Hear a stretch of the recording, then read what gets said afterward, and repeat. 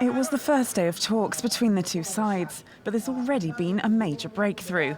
The army in Sudan has agreed to form a joint military-civilian council. The next step now is to decide how many members of the council will be civilian and how many military. For protest leaders, it means the country can now move forward. We have to consider and look at the transitional period not as a period of governance.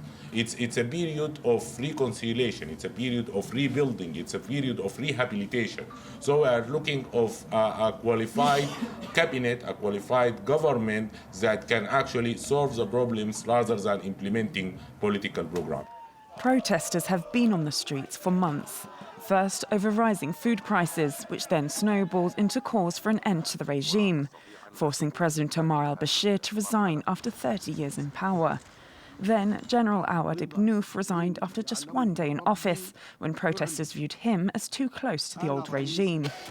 Protesters want a civilian, democratically elected government and fear that if they go home, things will go back to the way they were. That's why protesters are still out on the streets and refusing to end their sit-in at military HQ. The military has promised it will not try to disperse the protesters. Now, voters